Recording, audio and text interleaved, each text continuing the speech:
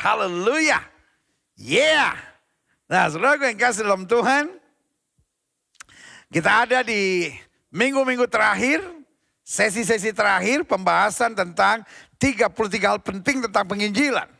Saya mengerti waktu kita mulai Desember tahun lalu, sebagian kita berkata, aduh 33 minggu lagi, aduh lama banget. Tapi saya bangga jemaat Gereja Bethel Indonesia Global Fellowship Center. Karena saudara bukan hanya suka ibadah, tapi saudara suka belajar, menggali kebenaran. Karena penginjilan, betul itu bukan topik yang populer. Gak seperti keluarga bahagia, hidup diberkati, hidup berkelimpahan, akhir zaman, karunia-karunia Roh Kudus. Ya kan itu kan topik-topik yang asik gitu kan untuk dibahas. Penginjilan sebagian, tapi jemaat yang oleh Tuhan percayakan, saya kepala kan membanggakan saudara.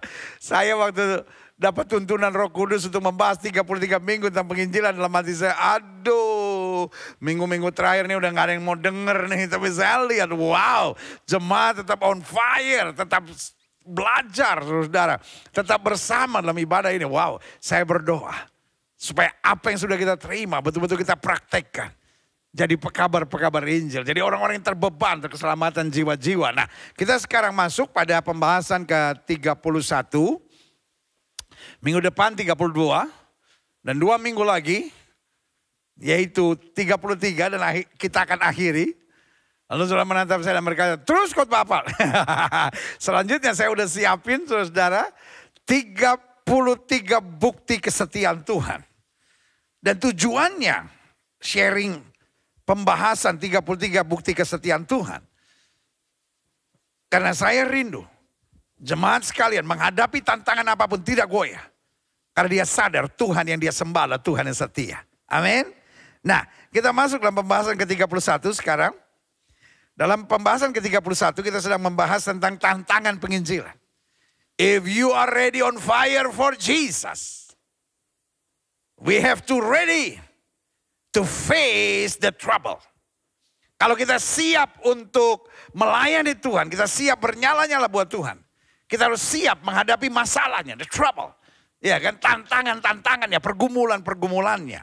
Nah ini yang harus kita belajar. Ya kan, jadi ready. Ya kan, yang ready, ketik di live chat saudara, saya siap.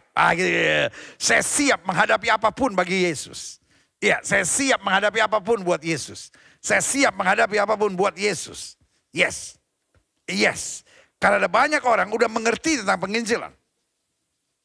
Semangat menginjil. Saya waktu menghadapi tantangan tak kaki-kaki kata orang Manado bilang. Karena itu saya mau share semuanya. Saya ada dalam dunia penginjilan dari tahun 84. Dan rasanya semua yang saya tahu, semua yang saya alami, semua yang saya rasakan sudah saya share. Selama 31 minggu ini. Masih ada 2 minggu lagi untuk saya share seluruhnya. Dan saya harap selesai 33 minggu. Saya udah gak ada beban lagi. Semua beban udah saya share buat saudara. Sekarang tinggal saudara. Mau gak catch the fire? Mau gak terima apinya? Run with the vision. Berjalan, berlari dengan visi itu. Untuk senantiasa mengabarkan Injil. Klik. 2 Korintus 11 ayat 23 sampai 33. Apakah mereka pelayan Kristus? Aku berkata seperti orang gila, aku lebih lagi. Aku lebih banyak berjerih lelah. Lebih sering di dalam penjara. Nah ini tantangan-tantangannya. Didera di luar batas. Kerap kali dalam bahaya maut. 5 kali aku disesa orang Yahudi. Setiap kali 5 kali disesa dan setiap kali 40 kurang 1 pukulan. 39 kali disesa. Atau 5 kali selama 39 kali dicambuk saudara-saudara. Ya kan? Jadi artinya dia mengalami cambukan 195 kali. Wow. Selanjutnya. 3 kali aku didera. 1 kali aku dilempari dengan batu. 3 kali mengalami karam kapal. Sehari semalam aku terkatung-katung di tengah laut. Dalam perjalananku aku sering diancam bahaya banjir. Dan bahaya penyamun. Bahaya dari pihak orang-orang Yahudi dan pihak orang-orang bukan Yahudi. Bahaya di kota. Bahaya di padang gurun. Bahaya di tengah laut. Dan bahaya dari pihak saudara-saudara palsu. Ayat 27. Jadi dia juga mengalami pengkhianatan dari saudara-saudara palsu yang dia pikir saudara, tapi nusuk dari belakang. Ayat 27, aku banyak berjerih lelah dan bekerja berat. Kerap kali aku tidak tidur, aku lapar dan dahaga. Kerap kali aku berpuasa, kedinginan dan tanpa pakaian. Dan dengan tidak menyebut banyak hal lain lagi, urusanku sehari-hari yaitu untuk memelihara semua jemaat-jemaat. Dengan lain kata, I'm not focusing on the problem. Saya nggak peduli dengan masalah itu. Tetapi fokus saya adalah bagaimana melayani jemaat-jemaat. Nah, inilah tugas seorang penginjil. Inilah tugas seorang hamba Tuhan. Ada orang yang karena jadi hamba Tuhan diberkati, haleluya. Tapi jangan galau. Dan juga jangan silau. Dan jangan merasa, oh itu memang seharusnya. No, itu bonus dari Tuhan. Tapi ada orang-orang yang karena melayani, betul-betul dihabisin semuanya. Tetap juga nggak usah galau, juga nggak usah silau. Tetap semangat, tetap lakukan yang terbaik. Tetap fokus pada panggilannya. Apa panggilannya? Jelas dikatakan. Dan dengan tidak menyebut banyak hal lain lagi. Urusanku sehari-hari bukan nyelesain masalah-masalah yang menyakitkan itu. Tapi untuk memelihara semua jemaat-jemaat. Kalau saudara dipercaya Tuhan jadi dokter, haleluya. Saudara dipercaya Tuhan jadi politisi, haleluya. Saudara dipercaya dengan jabatan-jabatan tertentu, dengan kesuksesan-kesuksesan tertentu, haleluya. Tapi mari kita tetap fokus. Supaya hidup kita melayani Tuhan, hidup kita jadi berkat, hidup kita menguatkan iman orang, dan hidup kita mempengaruhi dunia bagi kerajaan sorga. Klik. Ayat 29, jika ada orang yang merasa lemah, tidakkah kau turut merasa lemah? Jika ada orang tersandung, tidakkah hatiku hancur oleh duka cita? Jika aku harus bermegah, maka aku akan bermegah atas kelemahanku. Terjemahan aslinya bilang, aku akan bermegah atas persoalan-persoalanku. Dengan lain kata, aku gak malu, aku gak kecil hati, tapi aku bermegah. Bahwa di tengah persoalanku selalu ada pengharapan. Selalu ada jalan keluar, selalu ada mujizat, selalu ada pembelaan Tuhan. Kita bukan bermegah atas keberhasilan, kesuksesan, kehebatan kita. Karena itu bisa membuat kita sombong. Tapi kita bermegah atas kelemahan kita, atas tantangan kita, pergumulan kita. Bahwa di tengah kelemahan kita, pergumulan kita, badai-badai kehidupan kita, Tuhan tetap setia. Tuhan tetap dahsyat, Tuhan tetap luar biasa, Tuhan tetap membela, Tuhan tetap menyatakan kuasanya. Haleluya, klik. Ayat 31. Allah, yaitu Bapa dari Yesus Tuhan kita yang terpuji sampai selama-lamanya, tahu bahwa aku tidak berdusta. Dan ini yang paling penting. Untuk seorang pekabar Injil, untuk seorang hamba Tuhan, tulus dan jujur, terbuka apa adanya. Ayat 32, di Damsyik, wali negeri Raja Aretas menyuruh mengawal kota orang Damsyik untuk menangkap aku. Bahkan pemimpin-pemimpin menangkap, klik. Tetapi dalam sebuah keranjang aku diturunkan dari sebuah tingkap keluar tembok kota. Dan dengan demikian aku terluput dari tangannya. Selalu ada jalan. Yang penting jangan putus asa. Yang penting jangan stres. Yang penting jangan mikir yang negatif-negatif. Fokus pada kerajaan Allah. Fokus pada jiwa-jiwa. Fokus untuk terus menyenangkan hati Tuhan. Klik. Saya simpulkan begini. Bahwa pada dasarnya seorang penginjil harus berani. Bermental pejuang, bermental pahlawan. Bermental prajurit Kristus. Makanya Paulus bilang apa sama Timotius? Jadilah seorang prajurit yang baik dari Kristus Yesus.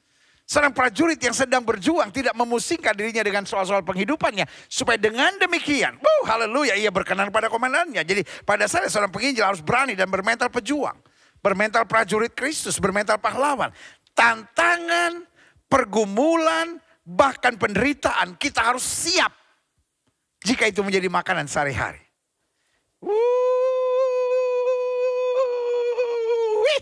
Amin. Jika engkau siap. Ketik di live chat saudara. Mungkin saudara menantap saya dan mengatakan, kayaknya pendeta yang paling sering suruh ngetik gua di live chat cuma Gilbert. Kan saya udah bilang ibadah-ibadah kita ibadah-ibadah apa itu namanya? Ibadah yang baik saudara, ya kan? Ibadah-ibadah yang bukan cuma tontonan, ya kan? Saya mau ibadah-ibadah kita menjadi ibadah-ibadah yang interaktif, ya kan? Oke? Ketik di live chat saudara, saya harus siap. Kita harus siap. Kalau penderitaan, pergumulan, fitnah menjadi makanan sehari-hari.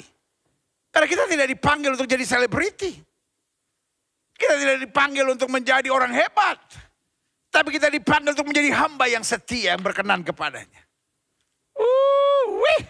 Sama-sama bilang saya siap.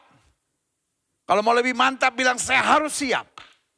Atau bilang saya selalu akan siap. Wah, haleluya, klik. Roma 8 ayat 36 sampai 37 dikatakan seperti yang tertulis. Oleh karena engkau, oleh karena Kristus, oleh karena kerajaan Allah, oleh karena pelayanan, oleh karena penginjilan, kami ada dalam bahaya maut sepanjang hari. Kami telah dianggap sebagai domba-domba sembelihan, tapi dalam semuanya itu kita lebih. Itu sebabnya Alkitab bilang kalau aku mau bermegah, aku bermegah dalam penderitaanku. Aku bermegah dalam kelemahanku. Kenapa? Dalam semuanya itu kita lebih daripada orang yang menang oleh Dia yang telah mengasihi kita. Dalam bahaya, dalam maut, dalam serangan, dalam pengkhianatan, kita lebih daripada orang yang menang. Makanya Alkitab bilang apa? Orang yang rela kehilangan nyawanya. Orang yang siap menderita. Justru akan melihat kemuliaan Tuhan dinyatakan. Bos, hidup Kristen bukan jadi selebriti, bos. Hidup Kristen bukan, wah bagaimana saya terkenal, bagaimana saya lebih hebat. Hidup Kristen bagaimana saya bisa melayani Tuhan lebih lagi. Bagaimana saya bisa melayani Tuhan lebih lagi. Bagaimana di tengah penderitaan sekalipun saya tidak goyah. Saya tidak mengeluh. Saya tidak bersungut, tapi saya tetap semangat. Saya tetap mencari Tuhan. Saya tetap berjuang. Karena Bapa yang memanggil saya adalah Bapa yang setia dan luar biasa. Makanya setelah selesai dalam pembahasan 33 minggu tentang hal penting tentang penginjilan, saya mau bahas tentang 33 bukti kesetiaan Tuhan. Karena itu yang menguatkan kita dalam berbagai keadaan. Dia adalah Allah yang setia. Klik. Saya coba pelajari mengapa penderitaan dan pergumulan ini ada. Kan saya mengabarkan Injil, apa Tuhan gak bela? Tuhan pasti bela, tapi Alkitab bilang Allah turut bekerja dalam segala perkara untuk mendatangkan kebaikan.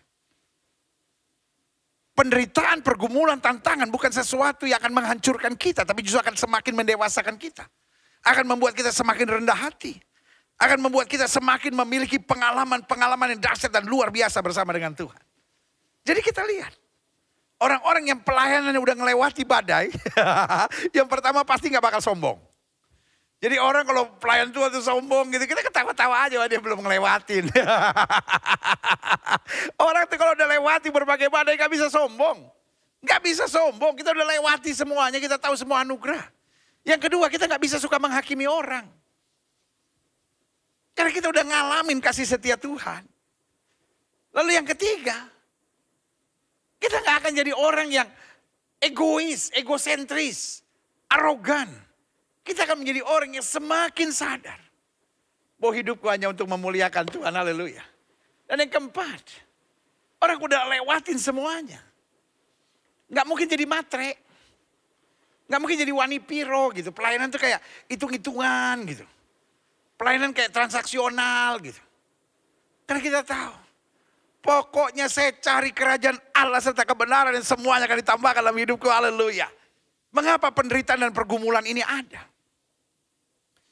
Bukan karena tidak ada mujizat, bukan karena Tuhan lepas tangan, bukan karena Tuhan senang kita diuji, no. Saya pelajari, karena pemberitaan Injil adalah berita baik yang tidak disukai iblis. Ya tapi kalau tidak disukai iblis, kenapa Tuhan tidak bela? Loh, saya udah bilang, Roma 8 ayat 28, Allah turut bekerja dalam segala perkara. Untuk mendatangkan kebaikan. Justru ketika dalam pelayanan kita sudah lewati semuanya, pelayanan kita akan makin luar biasa. Karena makin mengandalkan Tuhan. Makin rendah hati. Makin taat, peka, dengar-dengar akan suara Tuhan. Dan makin fokus akan salib. Dan darah Kristus yang tertumpah di kayu salib. Haleluya. Nah saya pelajari. Mengapa penderitaan pergumulan ini ada? Karena pemberitaan Injil adalah berita baik yang tidak disukai iblis. Sehingga satu, iblis mau membunuh semangat penginjilan kita. Nah itu yang saya bilang. Tantangan bagaimanapun, masalah bagaimanapun, semangat penginjilan kita harus tetap menyala. Rekan-rekanku pelayan-pelayan Tuhan. Rekan-rekanku jemaat yang aku kasih dalam kasih Kristus. Kadang kala kau mulai melayani. Tiba-tiba ada tantangan demi tantangan. Kau mulai goyah dan kau berkata, oh mungkin aku gak dipanggil Tuhan kali. Salah. Iblis memang maunya supaya kau berhenti dari pelayanan. Membunuh semangat pelayananmu.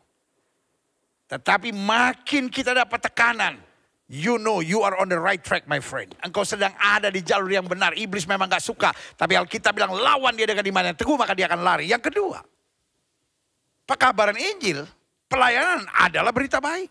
Yang tidak disukai iblis. Sehingga satu, iblis mau membunuh semangat penginjilan kita. Tetap bersemangat.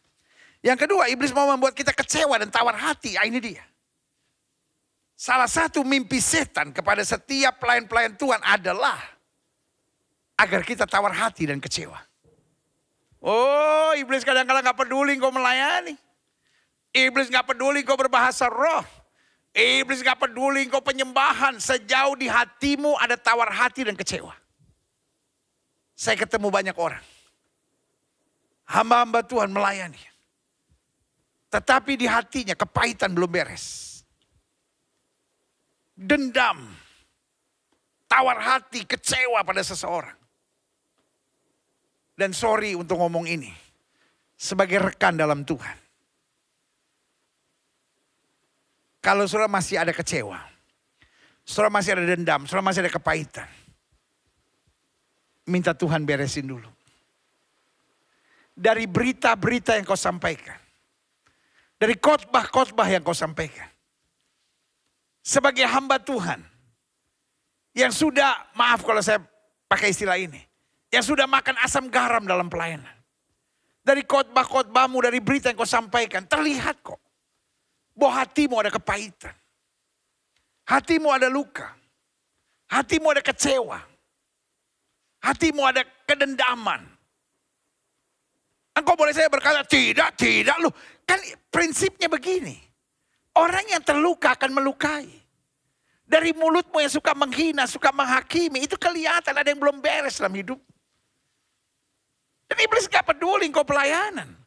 Sejauh masih ada kecewa, tawar hati. Orang kayak begini akan curhat hal-hal yang terus menyakitkan.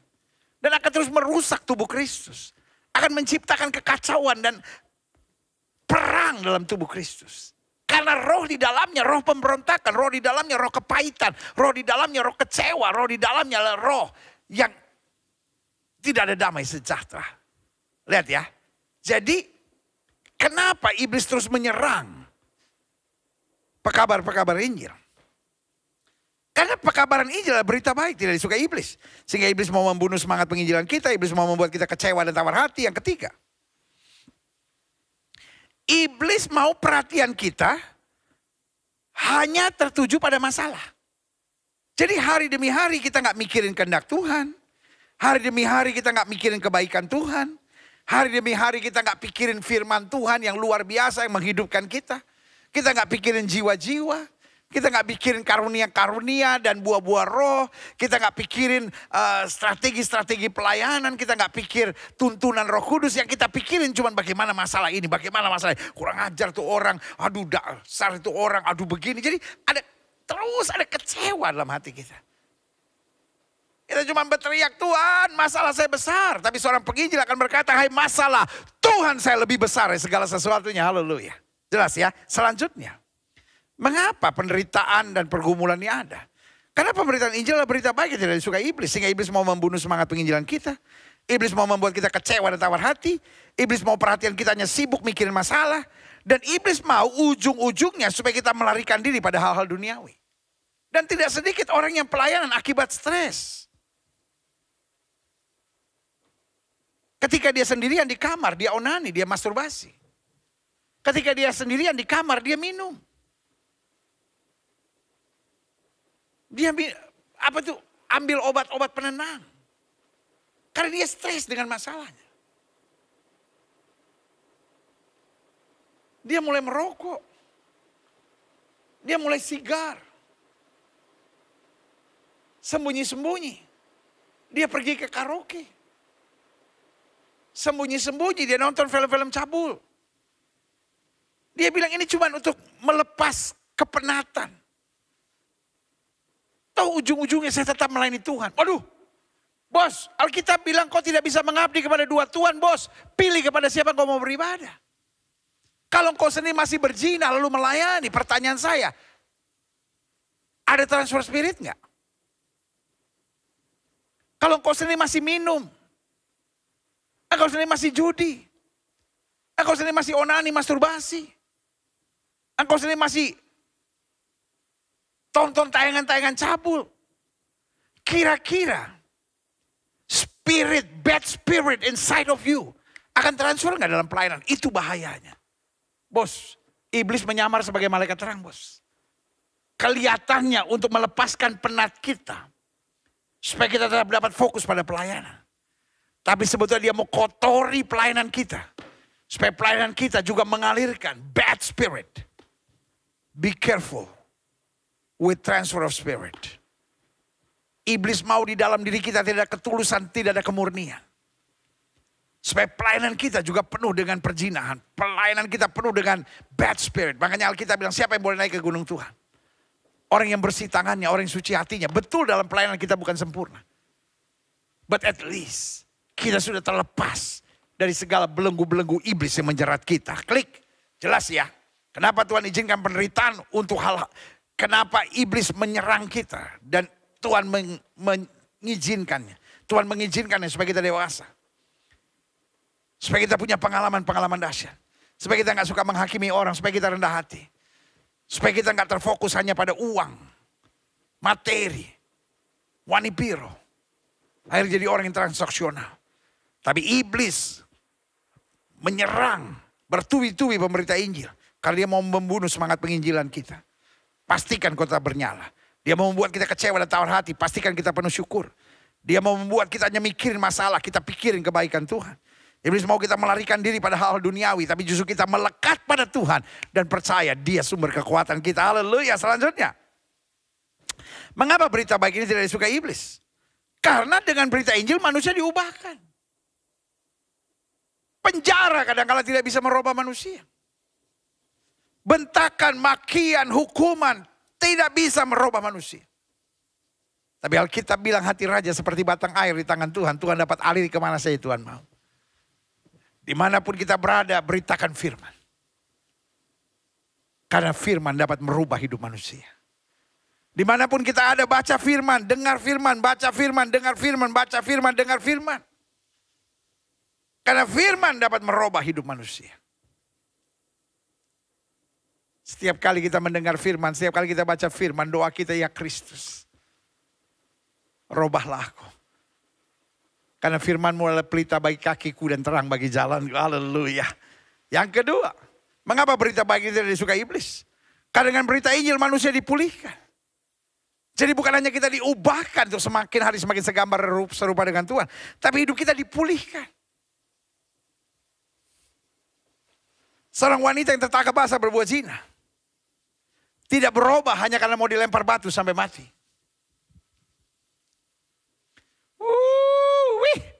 Kapan dia berubah? Waktu Yesus bilang, aku pun tidak menghukum kamu. Dosamu sudah kuampuni. Jangan berbuat dosa lagi. Sakeus tidak berubah. Ketika orang menatap dia dengan curiga. Bahkan menghina dia. Kalau kau benar anak Allah, ngapain duduk makan bersama dengan orang berdosa? Tapi Sakeus berubah. Ketika Yesus bilang, Sakeus turun. Aku harus menumpang di rumahmu. Firman dapat merubah. Tetapi pada saat yang bersamaan firman juga dapat memulihkan. Keadaan yang rusak. Keadaan yang hancur. Waktu kita perkatakan firman. Makanya hidup ini jangan perkatakan apa yang kita lihat, apa yang kita rasakan, apa yang kita alami. Tapi perkatakan firman, perkataan firman. Karena Alkitab saya bilang langit dan bumi boleh lenyap. Tapi firman Allah tinggal tetap. Haleluya. Yang ketiga. Mengapa berita baik ini tidak disukai iblis? Karena dengan berita Injil manusia dikuatkan. We need the word of God. Orang yang lemah, orang yang putus asa, orang yang mau bunuh diri. Waktu dapat firman. Wow. Kekuatan baru didapatkan. Apakah hamba Tuhan pada saat yang bersamaan adalah seorang tokoh motivasi? Yes. Setiap hamba Tuhan pada saat yang bersamaan dia juga harus jadi tokoh motivasi. Ada orang yang bilang, apa sih khotbah pendeta sekarang? Cuma motivasi. Jangan cuma motivasi. Tetapi apakah di dalamnya ada motivasi? Yes. Tapi motivasi bukan dengan rangkaian kata-kata yang hebat. Kan ada orang yang suka kumpulin quote-quote hebat dari orang-orang terkenal. Itu bagus. Dan itu mendatangkan kekaguman. Tapi ini yang saya mau bilang.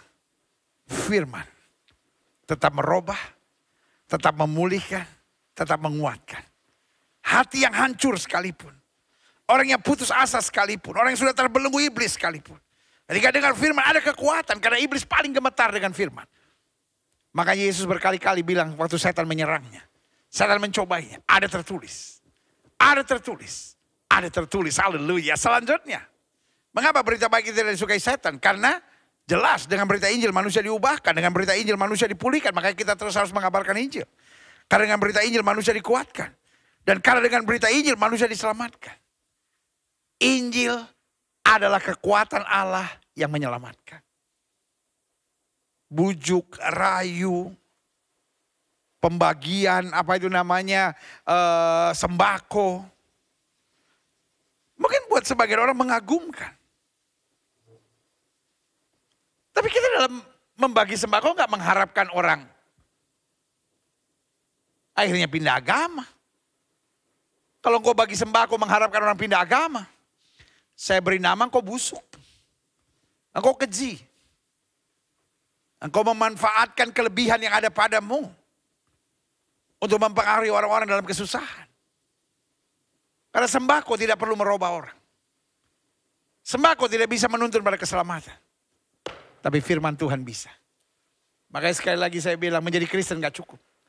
Ada banyak orang cuma Kristen tapi gak pernah bergaul dengan firman. Padahal Alkitab bilang kalau kamu tinggal dalam firmanku dan firmanku tinggal dalam kamu, minta apa saja. Itu yang hidup kita diubahkan dan diselamatkan oleh karena rohnya. Haleluya. Selanjutnya. Adapun tantangan penginjilan terbagi dua. Satu negatif, satu positif. Apa maknanya? Klik. Saya catat di sini gini. Karena iblis jika tidak bisa menekan, maka iblis akan coba memujuk. Jadi ketika kita mengabarkan Injil, ada dua serangan iblis. Ada yang secara negatif, ada yang secara positif. Karena iblis kalau nggak bisa menekan, karena ada orang-orang yang jatuh karena ditekan. Tapi ada orang-orang makin ditekan, makin mengandalkan Tuhan. Dia justru jatuh ketika nyaman. Nah itu kan, apa itu? Coba klik, kita mau belajar. Negatif ini maksudnya apa? Dengan tekanan-tekanan. Baik omongan, masalah, persoalan. Tapi ada orang-orang yang makin ditekan, makin mengandalkan Tuhan. Yang kedua, negatif dalam bentuk ejekan-ejekan. Anak muda cie. Sekarang udah dekat sama Tuhan ya cie. Udah menjadi malaikat bye-bye. Ntar kaki gak nyentuh tanah lagi cie. Ada orang yang diejek-ejek gini akhirnya gak kuat. Cie ninggalin rokok sekarang ya cie. Wah gak merokok. Banci lu banci. Ada orang yang diejek gini gak kuat. Tapi ada orang yang semakin diejek nangis di bawah kaki Tuhan dan mendapat kekuatan. Yang ketiga, hambatan. Dia mau buat apa? Ada hambatan. Iblis buat hambatan. Sehingga akhirnya dia bilang, udahlah percuma. Saya melayani Tuhan, kayaknya Tuhan gak buka jalan. Tapi ada orang yang makin terhambat. Wah makin dahsyat ya kan. Selanjutnya, penganiayaan. Baik penganiayaan secara mental, maupun penganiayaan secara fisik. Ada orang yang karena menerima Kristus, mentalnya teraniaya. Tapi ada orang yang fisiknya bahkan teraniaya. Tapi ada orang yang dianiaya bagaimanapun berkata, mati untuk Tuhan adalah sebuah kehormatan bagiku. Wah makin, quote-unquote, makin gila dia dalam imannya. Selanjutnya, negatif, yaitu pengucilan. Dia dikucilkan. Dikucilkan dari lingkungan, dikucilkan dari keluarga. Sampai kayak gak punya teman, gak punya siapa-siapa. Loh ada orang yang dikucilkan karena memang kelakuannya jelek. Tapi ada orang yang dikucilkan murni hanya karena hidupnya sekarang menyerahkan diri 100% untuk melayani Tuhan. Dan ada orang-orang yang goyang karena ini. Kalau itu saudara, saya hanya mau ingatkan. Itu hanya permainan iblis. Jangan tertipu. Engkau harus menang. Untuk sementara dia menyerang. Tapi Alkitab bilang lawan dia dengan iman yang teguh maka dia akan lari. Nah kalau negatif tidak bisa menggoyahkan iman kita. Negatif justru membuat kita makin cinta Yesus, makin membuat kita bernyala-nyala buat Tuhan. Klik. Serangan selanjutnya adalah serangan positif. Pujian. Ada orang dihina makin mengandalkan Tuhan. Tapi makin dipuji sombong. Makin dipuji, wow, seperti terbang. Ini bahaya. Bahaya, kita mencuri kemuliaan Tuhan. Yang kedua, dikagumi. Ada hamba-hamba Tuhan jatuh dengan perselingkuhan. Ada hamba-hamba Tuhan jatuh dengan hal-hal yang gak pantas. Kenapa? Gak tahan dikagumi. Makin dikagumi akhirnya mulai take credit gitu. Mulai mencari-cari kesempatan, memanfaatkan orang. Wah, ini bahaya. Baik secara seksual maupun secara keuangan. Karena merasa dikagumi gitu. Wah, mulai cari-cari kesempatan dalam kesempitan. Saudaraku, kalau sampai kita dikagumi, sadarlah itu karena roh Tuhan, bukan karena kita. Jangan mencuri kemuliaan Tuhan. Jangan memanfaatkan orang. Jangan mencari-cari kesempatan. Jangan akhirnya mengkorbankan kredibilitas saudara hanya karena kau dikagumi. Tetap sadar, Be'ezrat Hashem, semua karena Tuhan. Semua oleh anugerahnya. Yang ketiga, ingat ya, ada orang jatuh karena pujian, karena dikagumi, karena kelimpahan. Wis, kalau kita diberkati lebih, bukan supaya gaya kita bisa petantang-petenteng. Lalu beli sepatu lebih mahal, beli baju lebih mahal. Ngapain kita gaya hidup hedon begitu? Makin kita diberkati, harusnya makin kita melakukan perkara-perkara besar buat Tuhan. Makin kita pikirkan apa lagi yang saya bisa buat untuk kerajaan sorga. Selanjutnya, kekuasaan. Wah, ada orang ketika dapat kekuasaan. Makanya ada pepatah yang bilang begini, kalau engkau mau uji orang, uji dalam dua hal. Yang pertama ketika dia punya uang, yang kedua ketika dia punya kekuasaan. Masih tetap rendah hati enggak? Masih tetap setia enggak? Masih punya kredibilitas, kualitas enggak? Ah, ini dia. Ada orang yang ketika dapat kekuasaan cenderung menekan orang. Cenderung menghakimi orang. Cenderung tidak bisa menghargai orang. Sorry untuk bilang ini. Hidupmu enggak benar. Karena harusnya makin kita mendapat kekuasaan. Makin kita berdoa, Tuhan arahkan aku. Apa yang Tuhan inginkan melalui semuanya ini.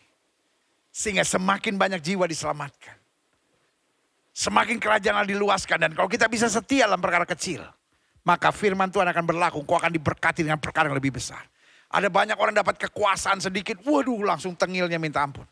Langsung sombongnya minta ampun. Yang kayak gini gak akan bertahan lama. Selanjutnya, kedudukan. Setelah dapat kekuasaan, dapat kedudukan. Bisakah kita sadar? Aku ada sebagaimana aku ada. Semua karena anugerahnya. Daud raja. Tapi Daud cuma bilang begini. Tuhan adalah gembalaku. Takkan kekurangan aku. Ia membaringkan aku ke padang rumput yang hijau, mata air yang tenang oleh karena namanya. Biar gadanya dan tongkatnya menjadi penghiburan. Bahkan dia bilang kebajikan kemurahan Tuhan akan mengikuti aku seumur hidupku. Di tengah kedudukannya. Dia hanya ingin hidupnya jadi berkat dan menyenangkan hati Tuhan ya.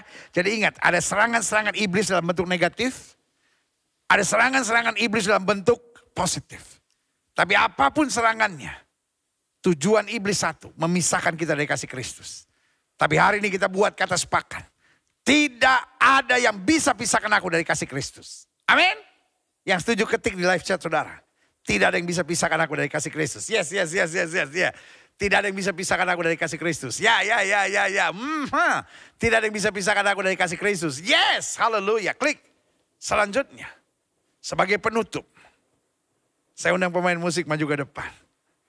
Akhirnya, lewati serangan-serangan yang ada. Lewati tantangan-tantangan yang ada. Lewati badai-badai yang ada. Berita firman Tuhan jelas dalam Efesus 6 ayat 10-13. Akhirnya, hendaklah kamu kuat di dalam Tuhan. Di dalam kekuatan kuasanya. Kenakanlah seluruh perlengkapan senjata Allah supaya kamu dapat bertahan melawan tipu muslihat iblis. Ayat selanjutnya.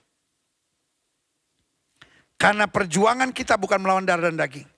Tetapi melawan pemerintah-pemerintah, melawan penguasa-penguasa, melawan penghulu-penghulu dunia yang gelap ini, melawan roh-roh jahat di udara. Sebab itu ambillah seluruh perlengkapan senjata Allah supaya kamu dapat mengadakan perlawanan pada hari yang jahat itu. Dan tetap berdiri sesudah kamu menyelesaikan segala sesuatu. Yang pertama, yang harus kita sadari. Ketika dalam pelayanan kita. Dalam penginjilan kita. dalam kerinduan kita untuk jadi berkat. Lalu ada masa-masa yang sukar. Ada tantangan-tantangan, ada bujuk rayu, ada tipu daya muslihat iblis. Yang pertama, sadar dan berjaga-jagalah. Lalu yang kedua, kenakan seluruh perlengkapan senjata Allah. Bukan mengandalkan kekuatan kita sendiri. Kenakan seluruh perlengkapan senjata Allah. Lalu yang ketiga, bertahan. Bertahan kata Alkitab. Baru yang keempat, mengadakan perlawanan kata Alkitab. Baru yang kelima, ingat. Peperangan kita bukan melawan darah dan daging. Yang ada darah, yang ada dagingnya bukan musuh kita. Fokus.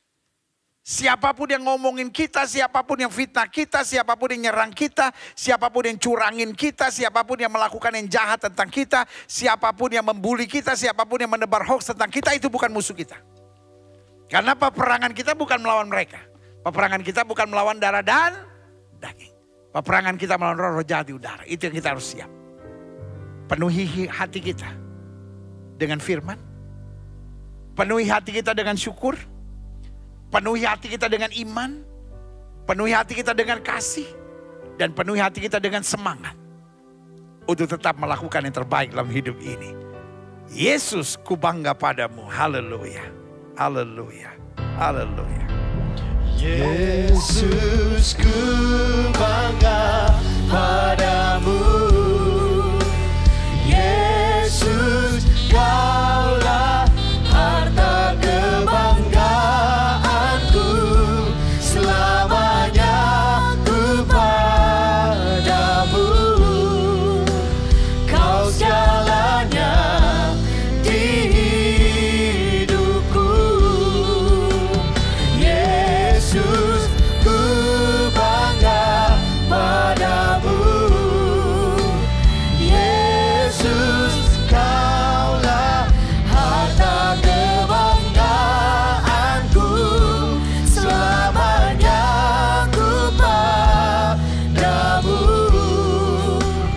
Kau segalanya di hidupku. Haleluya, haleluya, haleluya. Setiap mata terpejam, setiap kepala tertunduk, setiap hati terangkat pada Tuhan. Hari ini, dari rumah Tuhan, di rumah kita masing-masing, biarlah kita diingatkan bahwa yang namanya tekanan, bujuk rayu, itu adalah strategi iblis. Supaya kita menyerah, supaya kita putus asa, supaya kita kecewa, supaya hati kita dipenuhi dengan kepahitan, kedendaman, luka, dan segala kekecewaan. Lalu hari kita dengar firman Tuhan, gak bisa gitu Tuhan. Saya ngerti, saya harus tetap bernyala-nyala buat Tuhan. Saya tetap harus fokus pada Tuhan. Saya tetap harus fokus pada jiwa-jiwa. Karena iblis gak suka saya melayani. Iblis gak suka saya memenangkan jiwa. Iblis gak suka saya mengabarkan Injil. Iblis gak suka saya jadi pelaku-pelaku firman. Jika itu doamu hari ini, taruh tangan kananmu di dada. Setiap saudara ingin didoakan, yang mau tetap bernyala buat Tuhan. Yang mungkin hari ini sedang merasa lelah, sedang merasa tertekan, sedang merasa kecewa, sedang merasa Tuhan saya seperti gak kuat. Tapi hari ini mau bangkit dan bilang, Tuhan, apimu Tuhan kirim untuk memberi aku keberanian. Karena kalau aku mau bermegah, aku bermegah dalam penderitaanku, kelemahanku, badai kehidupanku. Karena selalu ada pembelaan Tuhan, ada kasih karunia Tuhan, ada kuasa Tuhan yang sempurna. Jika itu doamu, taruh tangan kananmu di dada Bapa. Lihat setiap mereka yang taruh tangan kanan di dada. Hari ini pernyataan Paulus menjadi pernyataan iman kami. Kalau aku mau bermegah, aku akan bermegah dalam penderitaanku, dalam kelemahanku. Karena selalu aku melihat kesetiaan Tuhan, pembelaan Tuhan, kedahsyatan Tuhan, dan kuasa Tuhan yang sempurna. Bapa tahu pergumulan kami. Bapa tahu badai yang sedang kami harus hadapi. Bapa mengerti segala masa-masa sukar yang kami harus jalani. Bapa juga tahu kadang-kala kami kepleset jatuh. Kadang-kala kami coba tetap tegak berdiri meskipun susah, tapi Roh Kudus-Mu memampukan kami. Hari ini Tuhan, lihat air mata kami. Lihat badai kehidupan kami, lihat pergumulan kami, lihat apa yang sedang kami hadapi. Tuhan kuatkan kami. Tuhan beri tetap damai di hati kami. Tuhan tetap yakinkan kami bahwa kami akan terus menjadi saksi Tuhan dimanapun Tuhan tempatkan.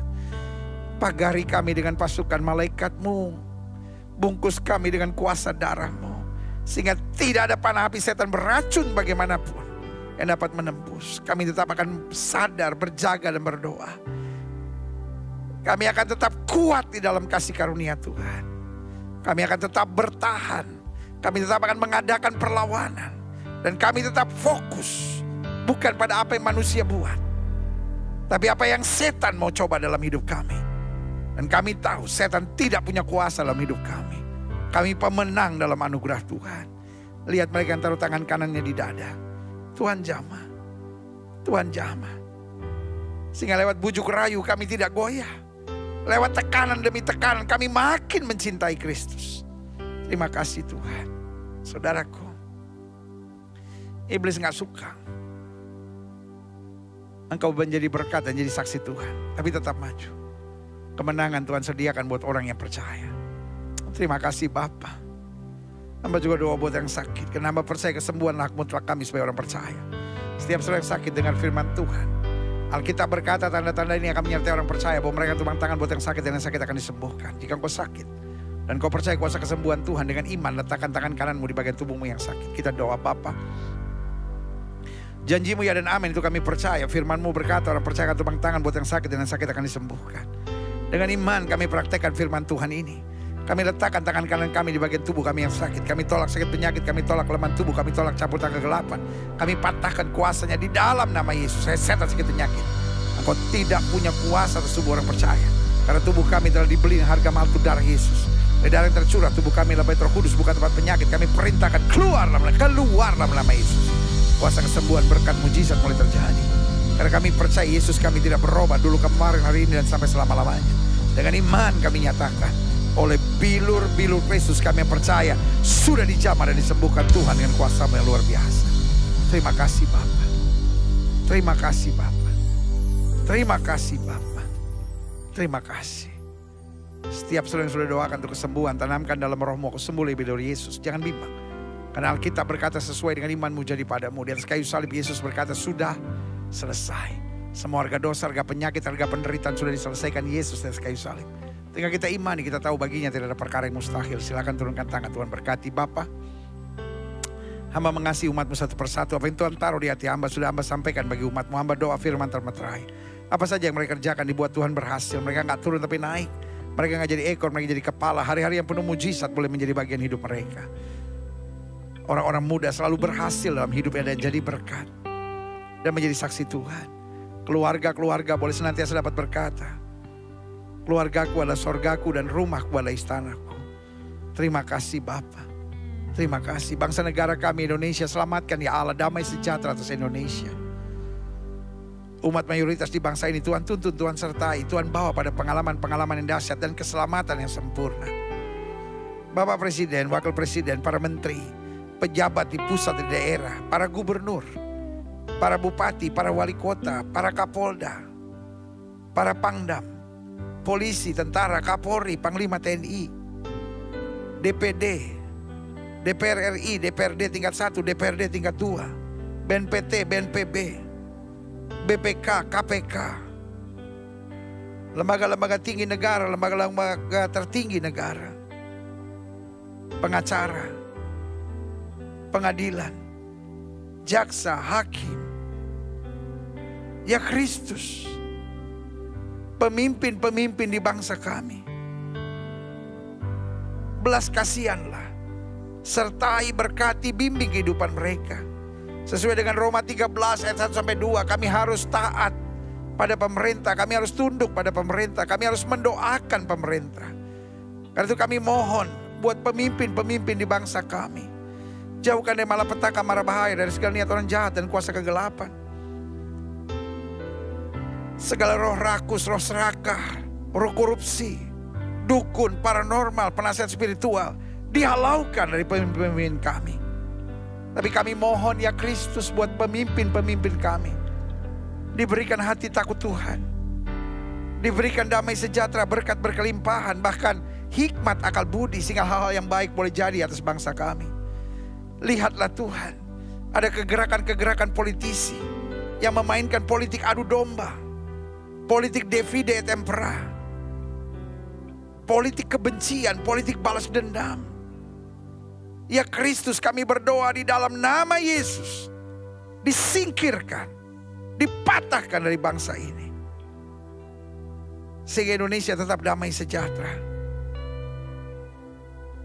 Jauhkan bangsa kami dari paham-paham radikalisme dan kekerasan. Dari manapun datangnya, apapun alasannya. Tapi biarlah di bangsa kami, Bhinneka Tunggal Ika, NKRI, Undang-Undang Dasar, senantiasa Pancasila terus terjaga di bangsa ini. Terima kasih Tuhan. Indonesia selalu baik, itu kami imani. Ekonominya baik dalam nama Yesus. Industrinya baik dalam nama Yesus. Politiknya baik, keamanannya baik, turismenya baik, pendidikannya baik, kesehatannya baik dalam nama Yesus. Hasil bumi, hasil tambang, hasil laut, semua baik. Kami ucapkan hal-hal yang baik, keamanannya baik, politiknya baik dalam nama Yesus. Kami percaya anugerah-Mu atas Indonesia. Buminya baik, lautnya baik, udaranya baik. Terima kasih Tuhan. Terima kasih. Itulah anugerah Tuhan atas Indonesia. Setiap mafia di bangsa ini yang hanya menyusahkan dan mencari keuntungan di tengah penderitaan, Tuhan singkirkan dari bangsa ini. Singkirkan dari pimpinan-pimpinan dan penguasa bangsa ini. Tidak lupa kami juga berdoa untuk menyambut pemilu 2024. Kami melihat masih ada dua wacana keras di bangsa ini. Ada yang berwacana penundaan pemilu, dan itu berarti perpanjangan jabatan presiden. Dengan alasan ekonomi, dengan alasan pembangunan IKN, dan juga dengan alasan 2024 diprediksi bisa terjadi hal-hal yang tidak menyenangkan. Kalau ini memang merupakan kehendak Tuhan, biarlah dengan cara Tuhan, dengan cara-cara konstitusional, ini boleh jadi penundaan pemilu dan perpanjangan jabatan presiden. Dan kami percaya Engkau sanggup melakukannya dengan cara-cara yang konstitusional dan cara-cara yang benar dan bertanggung jawab. Tetapi kami rindukan bukan apa yang politisi mau, tapi betul apa yang Kristus mau. Karena yang Kristus mau pasti yang terbaik. Yang politisi mau biasanya hanya untuk kepentingan kelompoknya sendiri.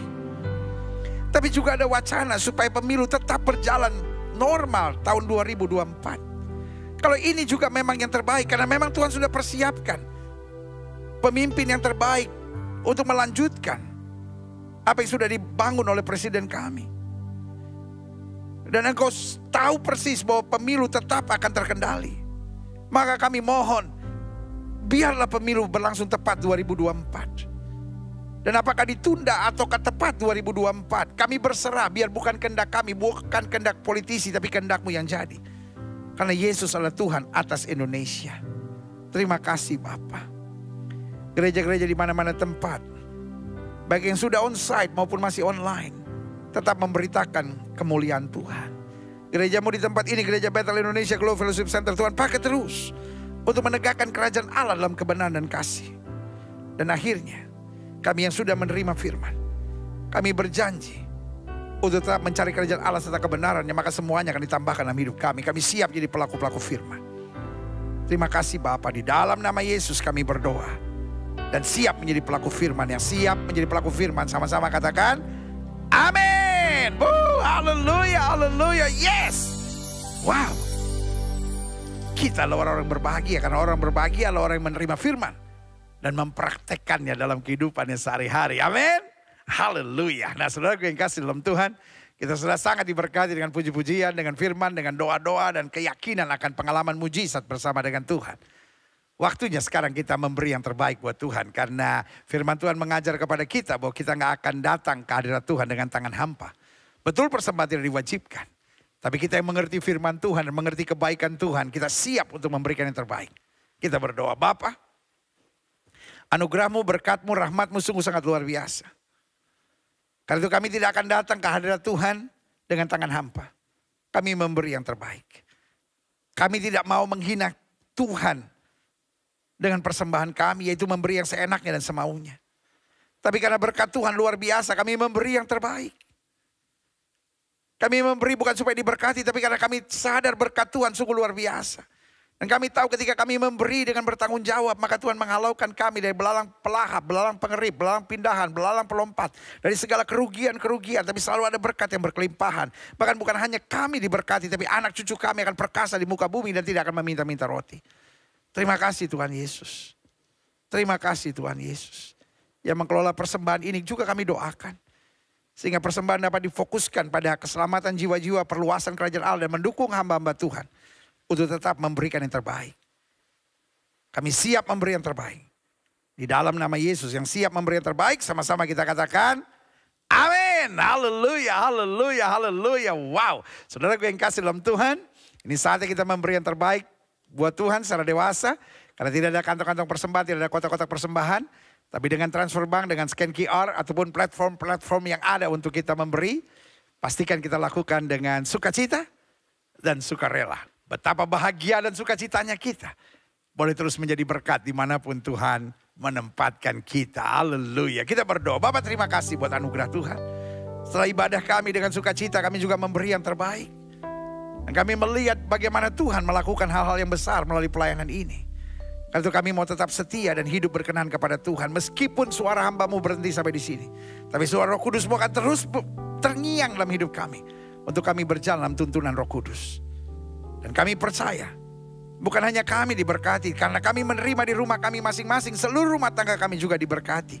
Karena berlaku firman, satu orang bertobat, seluruh isi rumah tangga diselamatkan. Terima kasih Tuhan Yesus. Dan akhirnya, saudara-saudara sekalian, kekasih-kekasih Kristus, permata hatinya Kristus, ingatlah bahwa Tuhan itu baik. Ingatlah selama kau tidak miring ke kiri maupun miring ke kanan, hidupmu diberkati. Engkau tidak akan turun tapi naik, tidak akan menjadi ekor, dipimpin menjadi kepala. Karena itu dimanapun kau berada, bawalah damai, nyatakanlah kasih, kabarkanlah Injil. Supaya orang melihat perbuatanmu yang baik dan memuliakan Bapamu yang di sorga. Suami-suami, kasihlah istrimu dan janganlah berlaku kasar kepadanya. Istri-istri, tunduklah kepada suamimu dan hormatilah suamimu. Orang tua, jangan bangkitkan sakit hati dari anak-anakmu, dan anak-anak hormatilah, taatilah orang tuamu di dalam Tuhan. Jemaat sekalian, terimalah berkat Tuhan. Kasih dari Allah Bapa, anugerah keselamatan dari Tuhan Yesus Kristus, pimpinan, penyertaan, urapan, karunia-karunia dan buah-buah Roh Kudus akan terus menyertai hidup kita. Mulai saat hari ini, hari Minggu yang penuh berkat, penuh mujizat, lawatan Allah di rumah masing-masing bersama Gereja Bethel Indonesia Glow Fellowship Center sampai Maranatha. Yesus Kristus datang kembali untuk menjemput setiap orang yang hidup sesuai kehendaknya. Kiranya Engkau memberkati aku berlimpah-limpah. Haleluya. Kiranya Engkau memberkati aku berlimpah-limpah.